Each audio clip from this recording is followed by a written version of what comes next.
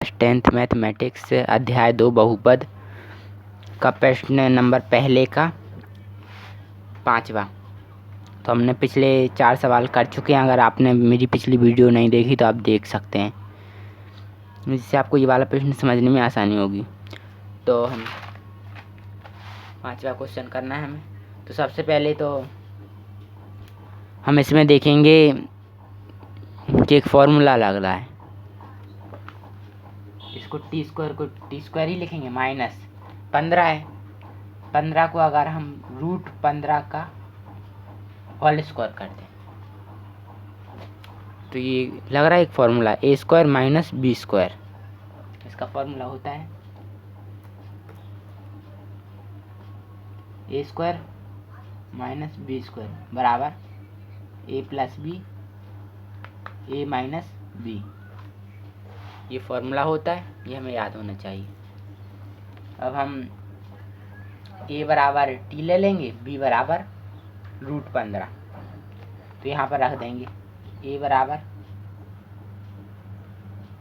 T है plus B बराबर root 15 bracket 1, दूसरे ब्रैकेट में ए बराबर टी, दूसरे ब्रैकेट में माइनस रूट 15।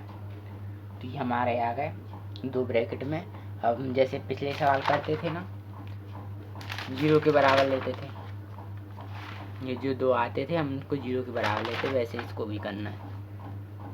तो टी प्लस रूट 15 बराबर 0।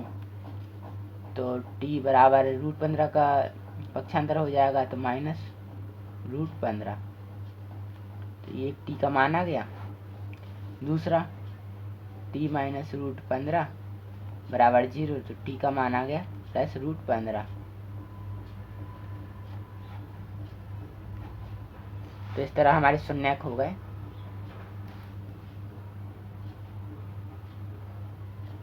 शून्यक बराबर हो गए हमारे, एक तो माइनस रूट 15, एक तो प्लस रूट 15।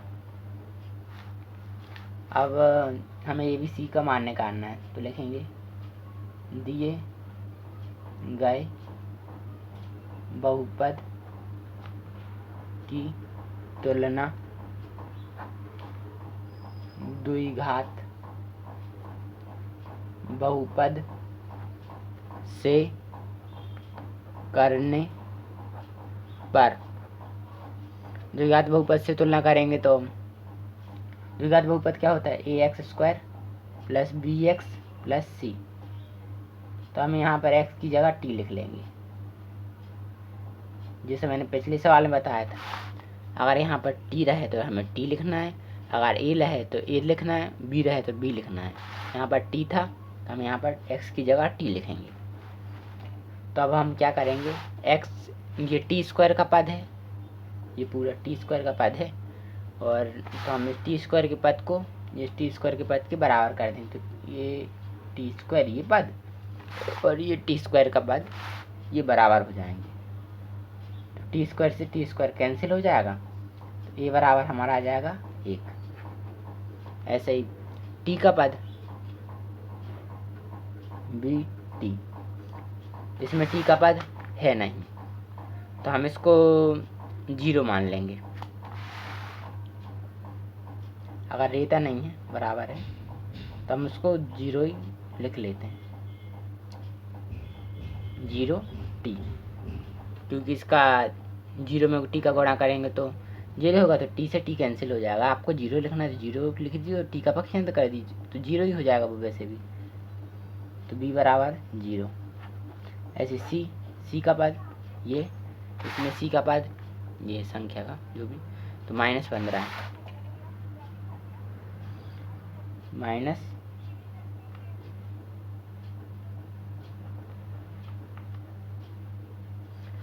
तो ये ए बी सी के हमारे मान हो गए। अब हमें फॉर्मूला पता रहना चाहिए। पहला वाला फॉर्मूला है, पहले यहाँ पर लिख लेंगे जैसे मैंने बताया था।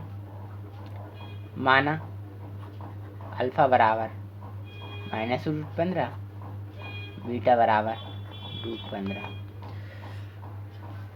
पहला जो आया उसको अल्फा मान लीजिए, दूसरा जो आया उसको बीटा मान लीजिए। अब फॉर्मूला होता है शून्यांकों का योगफल, उसको हम लिखते हैं अल्फ़ा प्लस बीटा बराबर माइनस बी बटे ए। अब हमें इस फॉर्मूले में मान रख देना। अल्फ़ा का क्या मान था? -√15 बीटा प्लस √15, तो -√15 प्लस √15 बराबर माइनस का माइनस, बी का मान क्या है? 0 है, ए का मान 1 है, तो 0 बटे 1, ये तो 0 ही हो जाएगा और इससे ये कैंसिल हो जाएगा, ये भी 0, तो 0 बराबर 0, इतना हो गया। ऐसा ही 0 बराबर 0 इतना हो गया। ऐसा ही दूसरा वाला फॉर्मूला है शून्यांकों का गुणनफल। गुणनफल बोला तो शून्यांक जो हमारे अल्फ़ा बीटा है उसका गुणा कर देंगे, तो अल्फ़ा इंटू बीटा, ये डॉट लगा यानी गुणा, बराबर सी बटे ए। ये फॉर्मूला पूरा होता है जो रेड पेन से लिखा है, याद होना चाहिए। अल्फ़ा का मान क्या था? -√15, बीटा का तो इंटू √15 बराबर सी बटे, सी का मान क्या था? सी का मान -15 और ए का मान 1, सी का मान -15, ए का मान 1, तो इसका गुणा होगा आपस में, तो ये माइनस का तो माइनस होगा और √15 का गुणा होगा तो ये स्क्वायर हो जाएगा और ये -15 रहेगा, इससे ये कैंसिल हो जाएगा, तो रूट से करनी कैंसिल हो जाएगी, तो 15 बचेगा माइनस का, ये भी माइनस का 15। आप डायरेक्ट इसके बाद ये भी लिख सकते हैं क्योंकि रूट से रूट कैंसिल भी कर सकते हैं। तो यही हमारा आंसर हो गया। ये दोनों जांच हो गई और ये हमारे शून्यांक निकल गए। इस तरह हमारा 5वां वाला सवाल हो गया।